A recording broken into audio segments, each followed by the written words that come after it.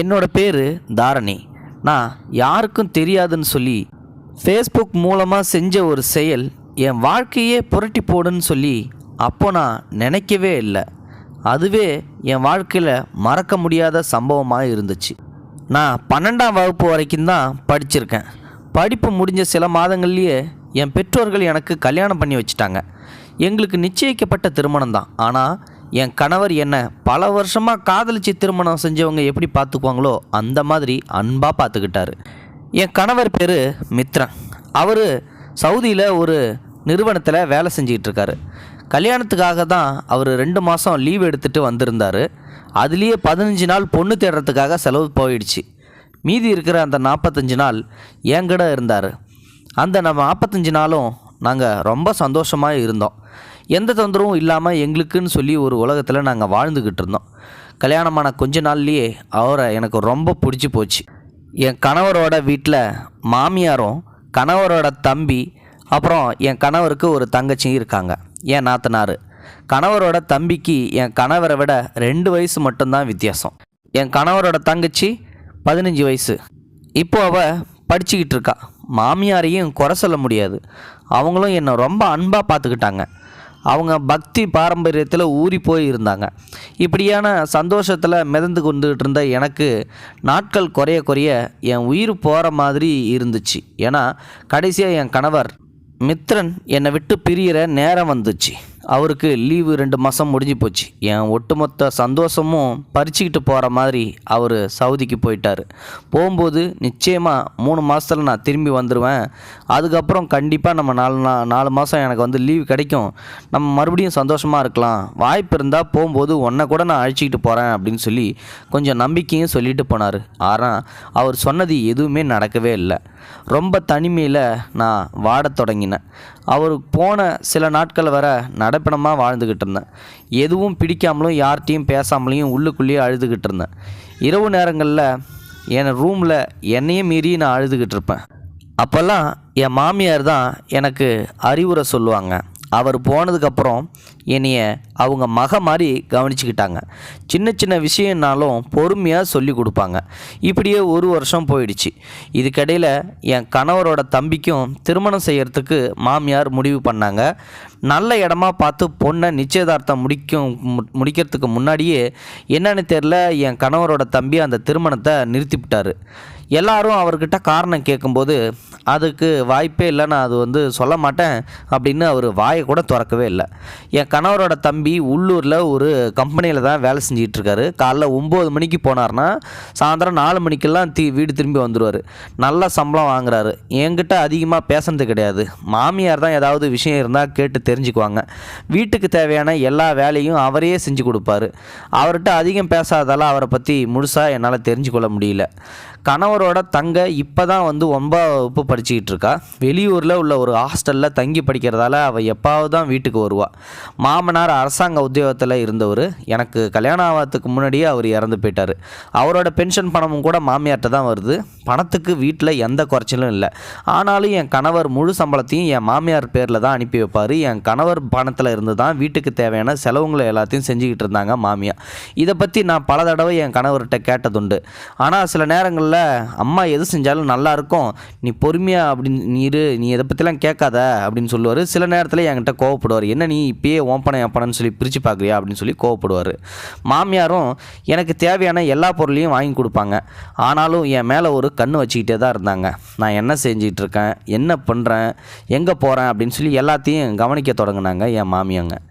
நானும் என் கணவர்கிட்ட அடிக்கடி ஃபோனில் பேசிக்கிட்டு இருப்பேன். அப்போ வீடியோ காலில் பேசும்போது கணவர் என் அழகை பற்றி ரொம்பவே புகழ்ச்சியாக பேசுவார். எனக்கு அது வந்து சந்தோஷமாக இருக்கும். அவர் என்னை பற்றியும் அழகை பற்றியும் ஒவ்வொரு தடவையும் பேசும்போது நான் எனக்கு நானே என்னையும் ரசிச்சிக்கிட்டு இருப்பேன். அதுக்கு தகுந்த போல் நானும் என்னை அலங்கரிச்சுக்கிட்டு வீடியோ கால்லையும் பேச ஆரம்பிப்பேன். இதை என் மாமியார் ஒரு நாள் பார்த்துட்டு என்னை கூப்பிட்டாங்க. இங்கே வான்னு சொல்லிட்டு. வயசுக்கு வந்த பொண்ணும் கல்யாணம் ஆகாத கணவரோட தம்பியும் இங்கே வீட்டில் இருக்காங்க.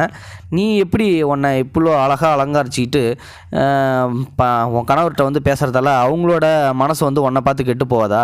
அதுக்கு வாய்ப்பு இருக்குல்ல. அதனால் நீ வந்து எப்பயும் போல் சாதாரணமாக தான் இருக்கணும் அப்படின்னு சொல்லி சொன்னதால் எனக்கு அவங்க சொன்னது ஒரு ஏமாற்றமாக இருந்துச்சு. ஒரு நாள் நம்மளை பாசமாக கவனிச்சிட்டு இருந்தாங்க, திடீர்னு நம்மளை கண்டிக்கலாங்களே அப்படின்னு சொல்லிட்டு, சரின்னு சொல்லிட்டு நானும் பகல் நேரங்களில் சாதாரணமான இருந்துட்டு நைட் நேரத்தில் மட்டும் குளித்து முடிச்சுட்டு என்னை அலங்கரிச்சிக்கிட்டு அவர்கிட்ட ஃபோனில் பேசுறதுக்காண்டி ரூமை பூட்டிக்கிட்டு என் கணவர் கூட வீடியோ காலில் பேச ஆரம்பிப்பேன். கணவரும் சில நேரத்தில் இந்த தனிமை என்னை கொல்லுது, தயவு செஞ்சு சீக்கிரம் வந்துடுங்க அப்படின்னு சொல்லிட்டு என்னையும் மீறி நான் அழுதுகிட்டு இருப்பேன் அவர்கிட்ட. அவரும் இன்னும் கொஞ்ச நாள்லேயே நான் வந்துடுறேன் அப்படின்னு சொல்லி இங்கே சம்பாதிக்கிற பணத்தை வச்சு நம்ம சின்னதாக ஒரு தொழில் தொடங்கலாம் அப்படின்னு சொல்லி முடிவெடுத்திருக்கேன். அதுக்கப்புறம் உன்னை விட்டுட்டு நான் எங்கேயும் போக மாட்டேன், நம்ம சந்தோஷமாக இருக்கலாம் அப்படின்னு சொல்லி அடிக்கடி என்கிட்ட சொல்லிகிட்டே இருப்பார். ஆனால் அந்த தனிமை என்னை கொஞ்சம் கொஞ்சமாக கொல்ல ஆரம்பிச்சிச்சு. எவ்வளோ நாள் தான் தனியாக இருக்கிறது? நானும் தலையணையே என் கணவனாக நினச்சி நான் அப்பப்போ அவர்கிட்ட பேசுகிற மாதிரி நினச்சிக்குவேன். குளிக்கும்போது இந்த அழகதை ரசிக்கிறதுக்கு என் கணவன் என்கிட்ட இல்லையே அப்படின்னு சொல்லிட்டு எனக்கு மனவேதனையும் உண்டாக்குச்சு. சில நேரங்களில் கணவனுக்காக என்னோடய ஃபோட்டோவை எடுத்து நான் அவருக்கு அனுப்புனேன். அதை பார்த்துட்டு ரொம்ப வெகுவாக என்னை புகழ்ந்து தள்ளுவார். அந்த புகழ்ச்சியே எனக்கு ஒரு போதையாக இருந்துச்சு. இப்படி கொஞ்ச நாள் ஆரம்பித்த பழக்கம் எல்லை மீறி போச்சு. குளிக்கிற ரூமுக்கு போகிறதுக்கு முன்னாடி புகைப்படம், அப்புறம் என்ன நானே ரசிப்பேன். சில கவர்ச்சியான புகைப்படங்களையும் எடுத்து வச்சுருந்தேன். சில புகைப்படங்களை வந்து கணவருக்கும் அனுப்பி வச்சேன். இதை பார்த்தாவது கொஞ்சம் என்னை தேடி திருப்பி வந்துடுவார், கொஞ்சம் சீக்கிரம் வருவார்னு சொல்லிட்டு. 1 வருஷங்கிறது 2 வருஷம் ஆயிடுச்சு. ஆனால் என் கணவர் வந்த பாடில்லை. கேட்டாலும் ஏதாவது ஒரு காரணம் சொல்லி சமாளிக்க ஆரம்பித்தார். நானும் தனிமையிலே மனவேதனைக்கு ஆளாகிட்டே இருந்தேன். வீட்டில் எவ்வளோ வசதி இருந்தாலும் கணவன் அப்படின்ற ஒருத்தர் இல்லாததால் என் வாழ்க்கையை ரொம்ப வெறுமையாக இருந்துச்சு.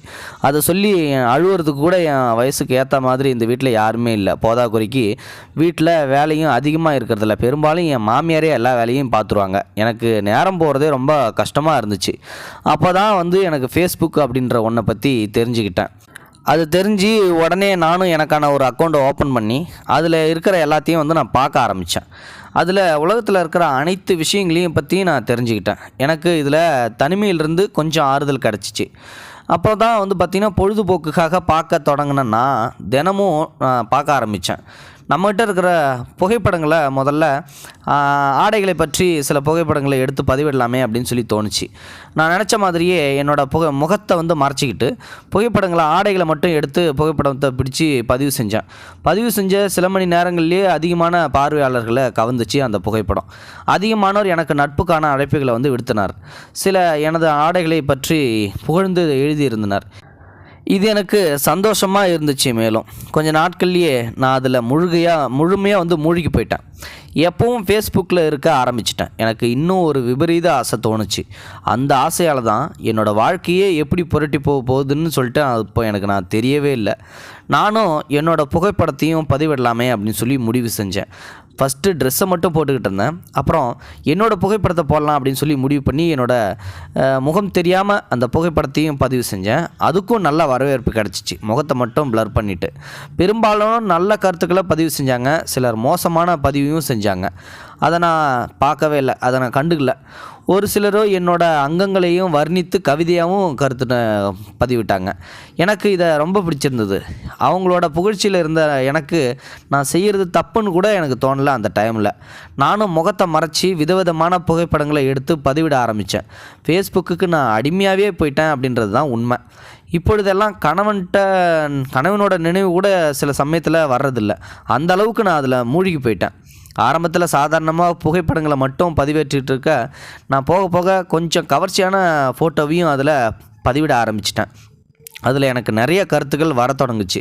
அதில் சிலர் என்னோடய கணவர் வர்ணிக்காத வார்த்தைகள்லாம் வந்து வர்ணித்தாங்க. இது எனக்கு மேலும் மேலும் மகிழ்ச்சி அடைய வச்சிச்சு. மனசில் ஏதோ ஒரு ஓரத்தில் நம்ம செய்கிறது தவறுன்னு சொல்லிட்டு தெரிஞ்சிருந்தோம். நான் முகத்தை காட்டாமல் தானே செய்கிறோம் அப்படின்னு சொல்லிட்டு கொஞ்சம் தைரியமாக இதை பண்ணிக்கிட்டு இருந்தேன். கவர்ச்சியான புகைப்படம் முகத்தை காட்டாமல் இருந்தாலும் பிரச்சனை இல்லை அப்படின்றதால எனக்கு தைரியத்தை உண்டாகுச்சு. ஒரு நாள் நான் எதிர்பார்க்காத அந்த சம்பவம் நடந்துச்சு. புகைப்படம் எடுத்துக்கிட்டு இருக்கும்போது தவறுதலாக செல்ஃபோன் கீழே விழுந்துருச்சு. அது நொறுங்கி போயிடுச்சு. அதில் நான் ரொம்ப பதட்டம் அடைஞ்சிட்டேன். நான் விழுந்திருந்தா கூட கவலைப்பட்டிருக்க மாட்டேன். ஃபோன் விழுந்ததால் எனக்கு ரொம்ப பதட்டமாயிடுச்சு. கொஞ்ச நேரத்தில் என்ன செய்கிறதுன்னு தெரியாமல் தவிச்சிக்கிட்டு இருந்தேன். என்னையும் அறியாமல் சில நொடிகள் நான் அழுதே விட்டேன். செல்ஃபோன் இல்லாமல் எனக்கு அன்னைக்கு முழுக்க ரொம்ப கஷ்டமாக இருந்துச்சு. அப்படி என்னோடய உலகமாக மாறி போயிருந்தது அந்த செல்ஃபோனு. கணவர் என்னை தொடர்பு கொள்ள முயற்சித்த பொழுது அது கிடைக்காததால் எனது மாமியார் தொலைபேசியில் தொடர்பு கொண்டார். உனது செல்போனுக்கு என்ன ஆனது என்று கேட்கும் பொழுது நான் விவரத்தை சொல்ல, அவரும் எனது தம்பியிடம் உனது செல்போனை கொடு, அவனுக்கு தெரிந்த நண்பர்கள் நிறைய பேர் உள்ளனர், அவன் சரி செய்து கொடுப்பான் என்றார். நானும் சரி என்றேன். பிறகு மெமரி கார்டை மட்டும் கழட்டி வைத்துவிட்டு தொலைபேசியை எனது கணவரின் தம்பியிடம் கொடுத்தேன். அப்பொழுது எனக்கு தெரியாது ஃபேஸ்புக் தொலைபேசியில்தான் இருக்கும் என்று. அவரும் சொன்னது போல தொலைபேசியை சரி செய்து கொடுத்தார். ஆனால் முன்பெல்லாம் என்னை பார்த்தால் சிறிதாக புன்னகைப்பார். இப்பொழுது அது காணாமல் போயிருந்தது. ஏதோ கோபத்துடன் பார்ப்பதைப் போல எனக்கு தோன்றியது. தொலைபேசி வந்த மகிழ்ச்சியில் அதை நான் பெரிதாக எடுத்துக்கொள்ளவில்லை. பிறகு சில நாட்கள் நன்றாகவே சென்றது. ஒரு நாள் எனது கணவரின் தம்பியின் தொலைபேசி கூடத்தில் சார்ஜ் ஏறிக்கொண்டிருந்தது. அதை நான் கவனிக்கவில்லை. யதார்த்தமாக எனது கைப்பட்டு தொலைபேசி கீழே விழுந்தது. நானும் பதறிப்போய் ஏதாவது ஆகிவிட்டதா என்று அந்த செல்போனை பார்க்க ஆரம்பித்தேன். அப்படி பார்த்த எனக்கு பெரும் அதிர்ச்சியாக இருந்தது. காரணம், நான் ஃபேஸ்புக்கில் பதிவேற்றிய அனைத்து புகைப்படங்களையும் தம்பியின் கனவு ஸ்கிரீன்ஷாட் எடுத்து வைத்திருந்தார். மொபைல் விழுந்த சத்தத்தை கேட்டு அவரும் வந்துவிட்டார். அந்த புகைப்படங்களை நான் அழிப்பதற்குள் அவர் வந்துவிட்டதால் என்னால் எதுவும் செய்ய முடியவில்லை. நான் அந்த புகைப்படங்களை வெறித்து பார்த்து கொண்டிருப்பதை கவனித்த அவர் எதுவும் பேசாமல் என் கைகளில் இருந்து தொலைபேசியை பிடுங்கி சென்றார். எனக்கு தலையில் வெடி விழுந்ததைப் போல இருந்தது. அந்த இடத்திலேயே நின்று கொண்டே இருந்தேன். எனக்கு ஒன்று மட்டும் புரிந்து போனது. அனைத்து விஷயங்களும் கணவரின் தம்பிக்கு தெரிந்துவிட்டது என்று. பின்பு உடனடியாக சென்று என் பெயரில் இருந்த ஃபேஸ்புக் அக்கௌண்ட்டை டெலீட் செய்துவிட்டேன். அத்தோடு சேர்த்து என் புகைப்படங்களையும் தான். ஆனால் கணவரின் தம்பியிடம் இருக்கும் தொலைபேசியில் உள்ள புகைப்படங்களை எப்படி அழிப்பது என்று தெரியாமல் குழம்பி போனேன். காரணம், முகம் மறைக்காமல் அதே புகைப்படங்களை எனது கணவருக்கும் அனுப்பி வைத்திருந்தேன். அதை கணவர் பார்த்தால் நிச்சயம் தெரிந்து கொள்வார். எனக்கு அப்பொழுதுதான் விபரீதம் புரிய ஆரம்பித்தது. சாதாரணமாக செய்த செயல் எப்படி என் வாழ்க்கையை சிதைக்கப் போகிறது என்று யோசிக்க ஆரம்பித்தேன். நான் செய்த தவறுக்காக என்னையும் அறியாமல் கண்ணீர் வந்தது. அந்த புகைப்படம் மட்டும் வெளியே தெரிந்தால் எனது வாழ்க்கை என்ன ஆகும் என்று, எனது அப்பா அம்மா மான மரியாதை என்ன ஆகும் என்று, உற்றார் உறவினர்களும் எப்படி நினைப்பார்கள் என்று நினைக்கும்போது எனது மனம் பதபதைத்தது. நானும் எப்படியும் கணவரின் தம்பியிடம் பேசி அந்த புகைப்படங்களை எல்லாம் அழித்து விடலாம் என்று முடிவு செய்தேன். மாமியார் இல்லாத சமயமாக பார்த்து அவரது ரூமுக்கு போனேன். அவரும் என்னை என்ன என்பது போல கோபமாக பார்த்தார். நானும் பேச முடியாமல் திணறி நின்று கொண்டிருந்தேன். இதை அவர் புரிந்து கொண்டார். பின்பு அவர், அண்ணி, உங்களை நல்லவங்கன்னு சொல்லிட்டு நினச்சிட்டு இருந்தேன். ஆனால் நீங்கள் இவ்வளோ மோசமானவங்களாக இருப்பீங்கன்னு நான் கொஞ்சம் கூட நினைக்கல. எதற்காக இப்படி செய்தீர்கள் என்று கேட்க நான் பதில் எதுவும் கூற முடியாமல் தலைகுனிந்து நின்றேன். பின்பு அவரும் மாமியார் இல்லை என்பதை புரிந்து கொண்டு தனது அறையை விட்டு வேகமாக வெளியே சென்று விட்டார். 2 நாட்கள் கழித்து மீண்டும் விடாமல் அவரிடம் கெஞ்ச ஆரம்பித்தேன். தயவு செய்து எனது ஃபோட்டோக்களை எல்லாம் யாரிடமும் காட்டிவிடாதீர்கள். எனது வாழ்க்கையை உங்கள் கையில் தான் உள்ளது. நான் விபரீதம் புரியாமல் தவறு செய்துவிட்டேன். ஃபேஸ்புக்கில் என்னுடைய ஃபோட்டோக்களை போட்டது தவறுதான். என்னை மன்னித்து அந்த ஃபோட்டோக்களை அழித்து விடுங்கள் என்று அழுது கொண்டே கூறினேன். ஆனால் அவர் கேட்பதாக இல்லை. என்னிடம் ஒரு வார்த்தை கூட அவர் பேசவில்லை. அவர் கண்களில் கோபம் மட்டுமே தெரிந்தது. எனக்கு ஓரளவு தெரிந்து போனது, எப்படியும் எனது மாமியாரிடமும் கணவரிடமும் சொல்லிவிடுவார் என்று. எனக்கு வேறு வழியும் தெரியவில்லை.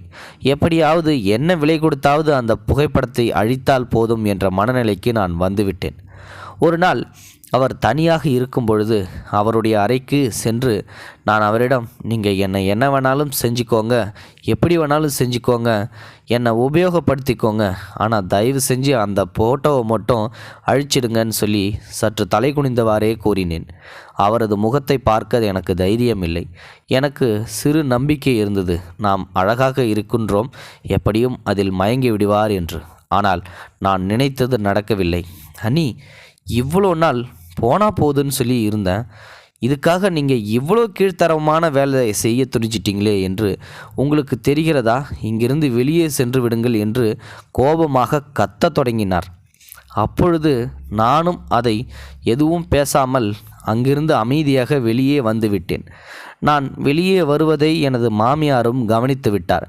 பிறகு என்னை அழைத்து, அவனோட ரூமில் உனக்கென்ன வேலை? எதுக்காக அங்கே போன என்று கேள்வி கேட்டார்.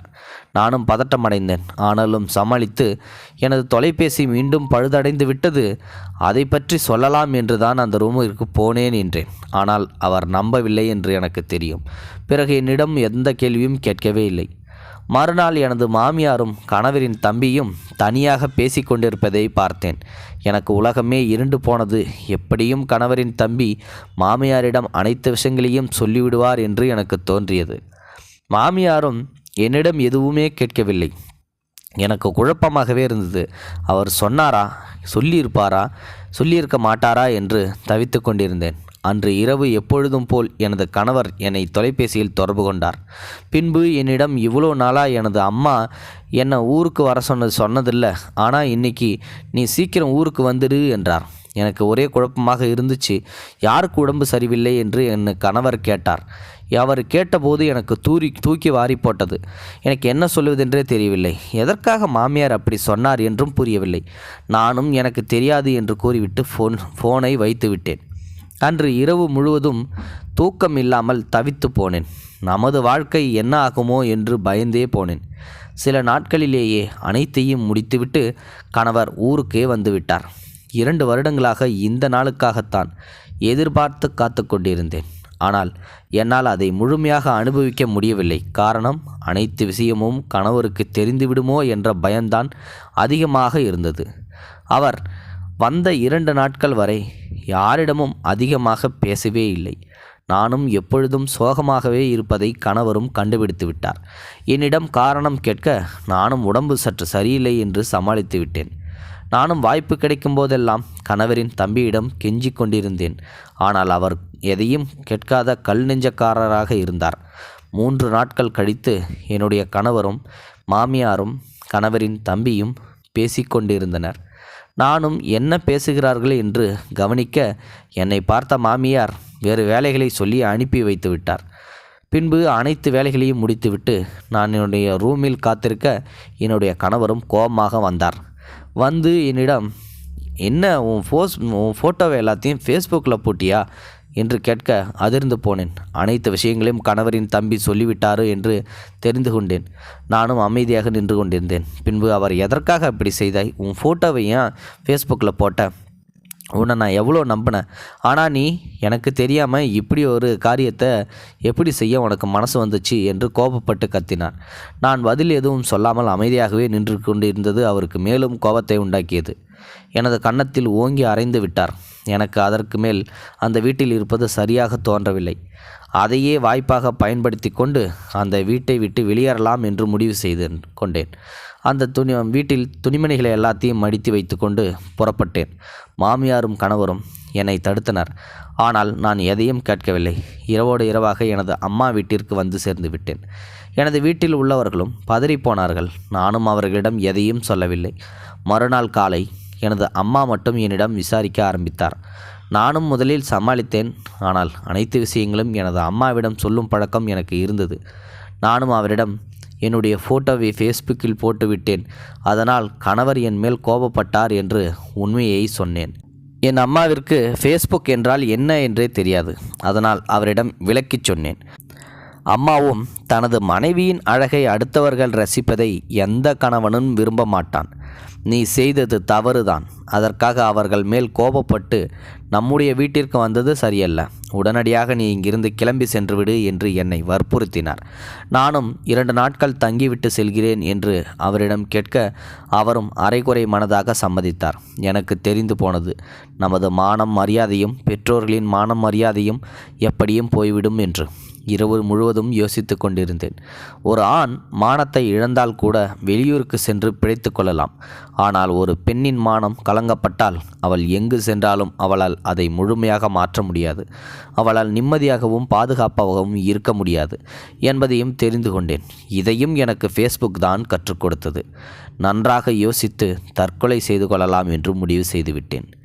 எனக்கு தைரியம் இல்லைதான்.